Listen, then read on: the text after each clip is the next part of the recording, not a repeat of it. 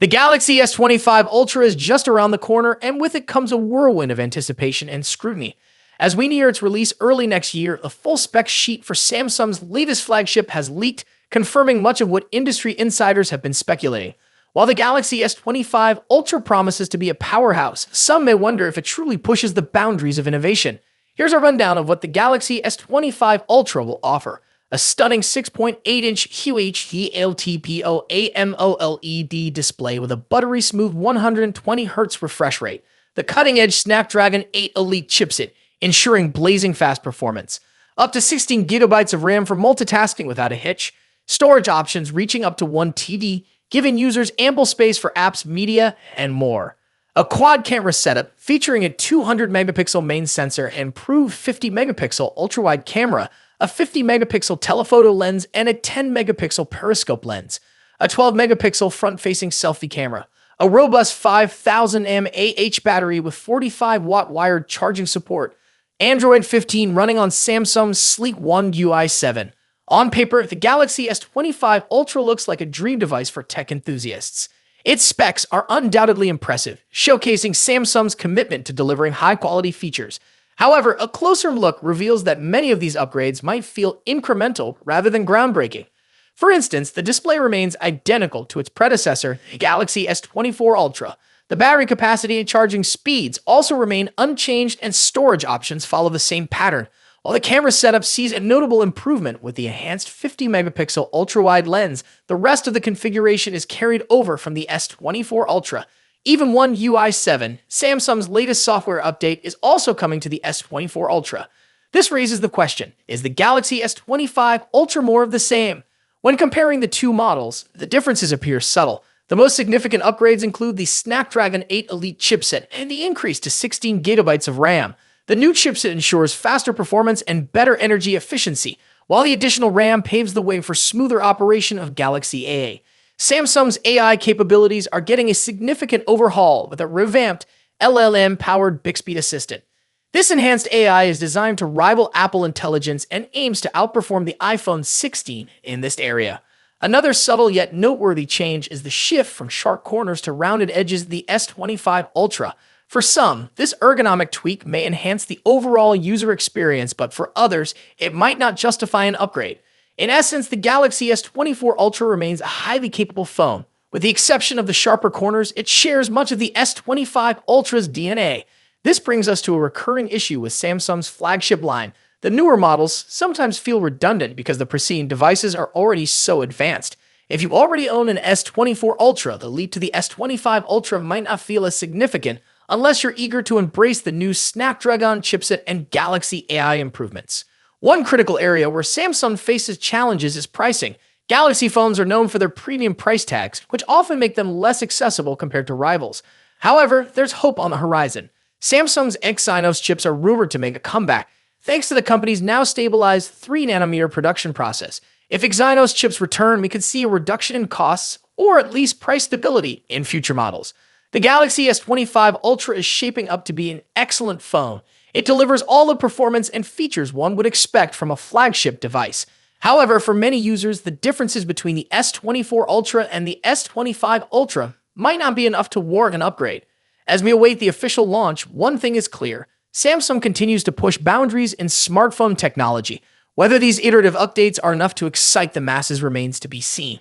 Stay tuned for more insights as we inch closer to the Galaxy S25 Ultra's grand debut. Remove all doubts about a new Galaxy Z Fold model arriving this year. If the leaks hadn't convinced you yet, today's announcement confirms it. The Galaxy Z Fold Special Edition is real and it's arriving soon.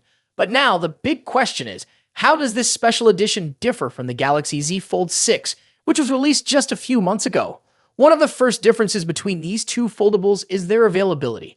While the Galaxy Z Fold 6 is available in various markets around the world, the special edition might be harder to get. Samsung has only announced it in South Korea so far, with plans for it to reach China next. If you're in the West or other regions where the Galaxy Z Fold 6 is sold, you may not see this special edition on store shelves anytime soon. Samsung describes the special edition as the thinnest and lightest Galaxy Fold ever made. Measuring just 10.6mm when folded, it's slightly thinner than the Galaxy Z Fold 6, which comes in at 12.1mm. Additionally, it weighs 236 grams compared to the Fold 6 239 grams. Not a huge difference, but notable for those who prioritize portability. When it comes to dimensions, the special edition is wider than the Fold 6, both when folded and unfolded. This difference gives it a broader display, making it more user-friendly for those who are used to regular smartphones. The unfolded dimensions of the special edition are 157.9, 142.6 x 4.9 millimeters, while the Fold 6 measures 153.5 x 132.6 x 5.6 millimeters. The wider design also leads to different aspect ratios. The special edition boasts a 2018 aspect ratio for its main display, while the Fold 6 uses a more traditional 4:3 ratio. This wider layout offers a slightly better experience for tasks like multitasking or viewing content. Samsung hasn't revealed much about any potential upgrades to the displays. However, we do know the special edition has an 8.0-inch main display and a 6.5-inch cover screen. In comparison, the Fold 6 has a 7.6-inch main display and a 6.3-inch cover screen. Both phones likely support 120 Hz refresh rates, but Samsung hasn't confirmed this. In terms of durability, the special edition is made with Gorilla Glass Victus 2 for extra protection and features a distinctive stripe pattern on the back. Its frame is made from armor aluminum, ensuring it stays tough against everyday wear and tear. One surprising difference is the lack of S Pen support on the Galaxy Z Fold Special Edition. Samsung confirmed this on their South Korean store page. On the other hand, the Galaxy Z Fold 6 does support the S Pen, making it the better choice for fans of Samsung's iconic stylus, even though it requires a separate purchase and doesn't have a built-in slot for storage. If the S Pen isn't a priority for you, the special edition might still be appealing, but it's worth considering this omission before making a decision. Both phones pack serious power under the hood. They share the Snapdragon 8 Gen 3 for Galaxy chipset, which first appeared in the Galaxy S24 Ultra. This powerful chip ensures that both devices can handle demanding tasks with ease. However, the special edition stands out by offering 16 GB of RAM as standard, whereas the Fold 6 comes with 12 GB. This extra RAM helps the special edition manage tasks like Galaxy AI more efficiently. The special edition also ships with 512 GB of internal storage, whereas the Fold 6 gives you options of 256 GB, 512 GB, or 1 TB. As for the battery, both models have a 4400 mAh unit, although Samsung hasn't mentioned if charging speeds differ between them. One of the most notable upgrades on the special edition is the primary camera.